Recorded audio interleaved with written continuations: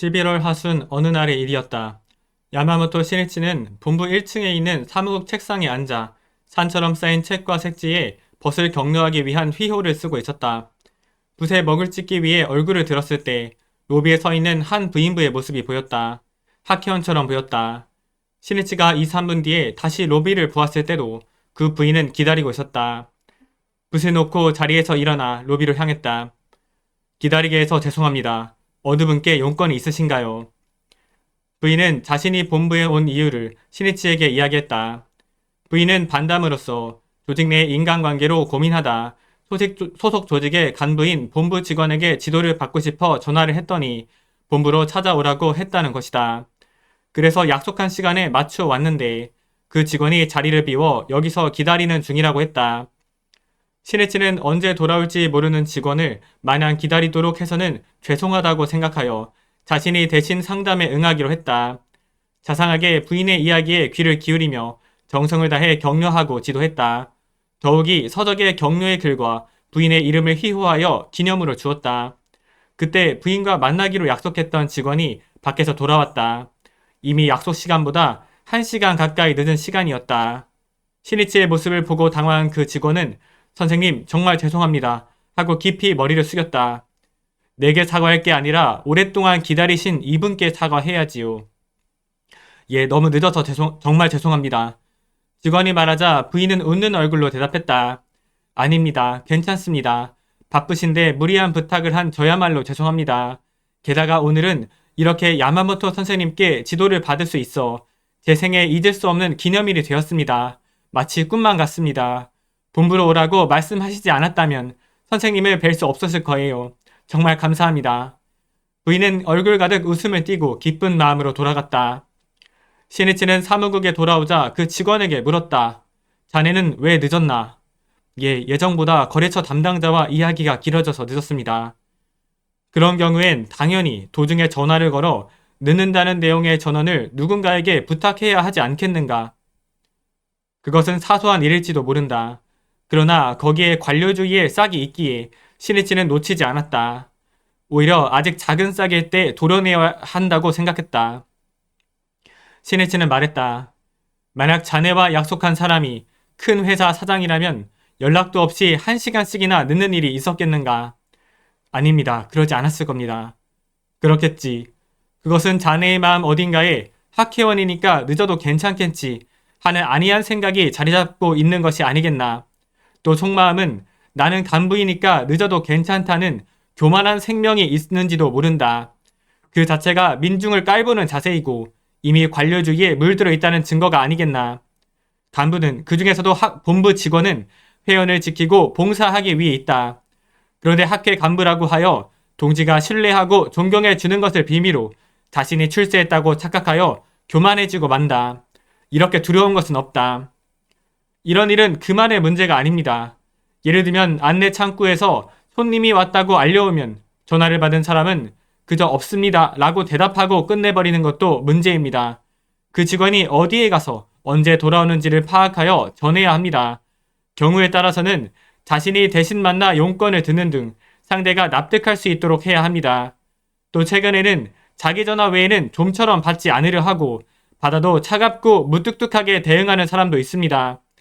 이것은 직접 자신과 관계가 있고 책임을 져야 할 일이 아니면 어떻게든 피하려는 이기주의적이고 태만한 모습입니다. 직원은 늘 전체를 볼 줄 알아야 합니다. 전화 응대 한 가지를 보더라도 그런 일이 있으면 회원들은 학회 본부에 실망하고 불신하게 되고 맙니다.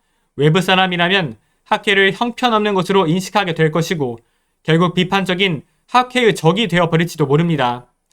하나하나는 사소한 일이지만 그것이 쌓이고 쌓여 학회라는 견고한 신뢰의 성을 무너뜨리고 마는 것입니다.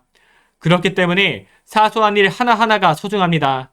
큰 문제, 큰 사고도 모두 사소한 것에서 시작됩니다. 얼마 전 마이애미 앞바다에서 일어난 야머스 캐스로 대형 화재 사고도 작은 실수가 쌓이고 쌓여 대형 참사를 일으키고 말았지 않았습니까? 큰 사고가 일어나기 전에는 반드시 어떤 조짐이 있습니다. 찾아온 손님을 아무렇지도 않게 기다리게 하는 풍조가 생기는 것도 그 하나입니다. 또 이전에는 지각하는 사람이 전혀 없었는데 최근에는 지각하는 사람도 나오고 있습니다. 이런 것들도 큰 문제가 일어날 조짐이라고 할 수 있습니다. 그 징조를 간파하지 못하고 신속히 고쳐야 할 것을 고치지 않는다면 장래에 큰 화근을 남기게 됩니다. 그렇기 때문에 잔소리 같지만 엄하게 말하는 것입니다.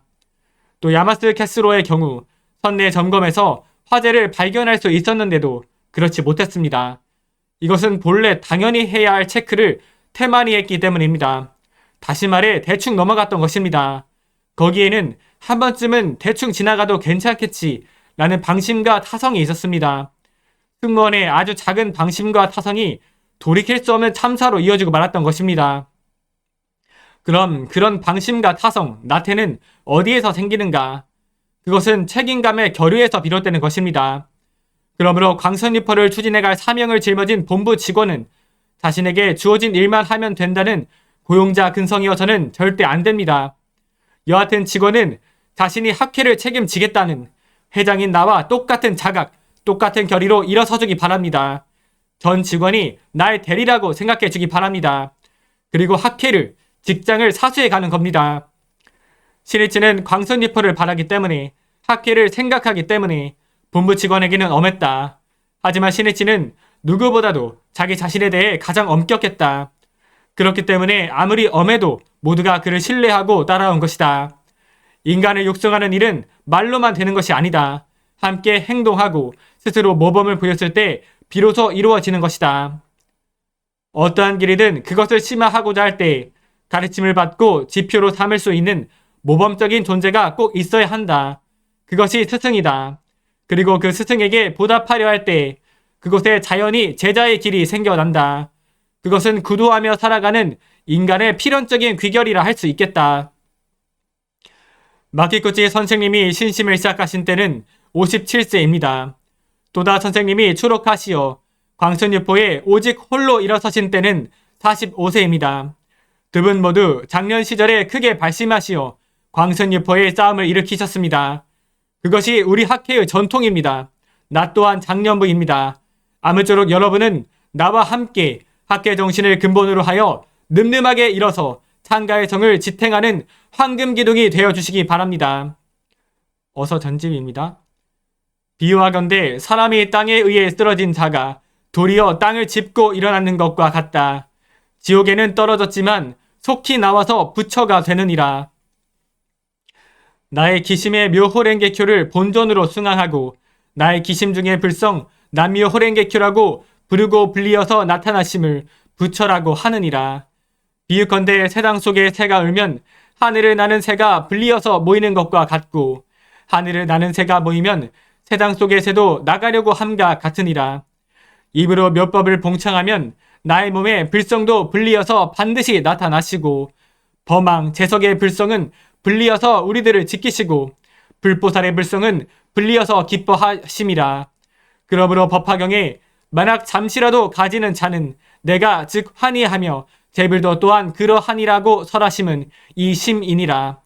그러므로 3세의 제불도 묘호랭개교의 오자로서 부처가 되셨으니 3세 제불의 출세의 본회이고 일체 중생 개성불도의 묘법이라 함은 이것이로다. 이러한 취지를 깊이 알아서 부처가 되는 도로는 아만 편집의 마음 없이 남묘호랭개교라고 봉창하여야 하는 것이니라.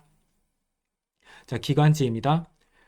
할 수 있는가 어떤가는 실제로 해보지 않으면 모른다. 청년으로서 가장 중요한 것은 도전이다.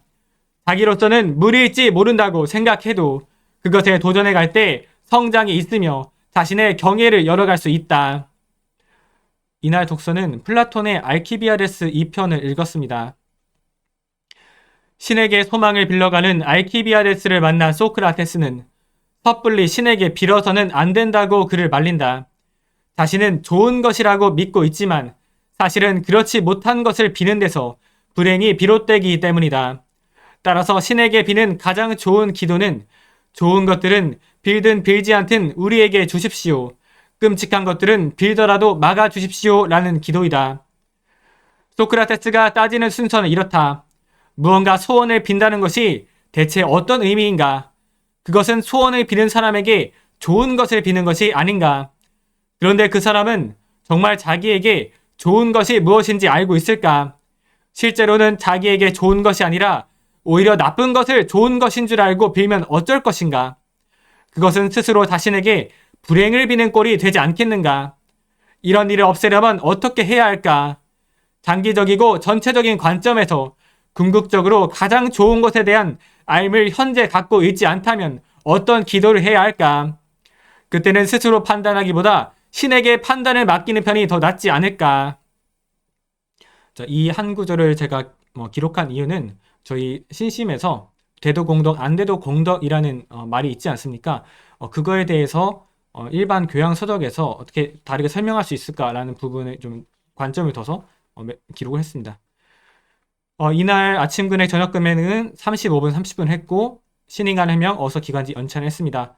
매일 신심 운동 공부 52일차고 일본어 3단어 이상 암기 5일차, 영어 단어 10단어 암기 101일차, 영어 듣기 한 지문 14일차, 영어 읽기 한 지문 5일차, 독서 한 구절 마음에 새기기 21일차, 경제 공부 한 기사 정리 24일차, 지식재산학 8일차로 전공 공부를 실천하고 있습니다.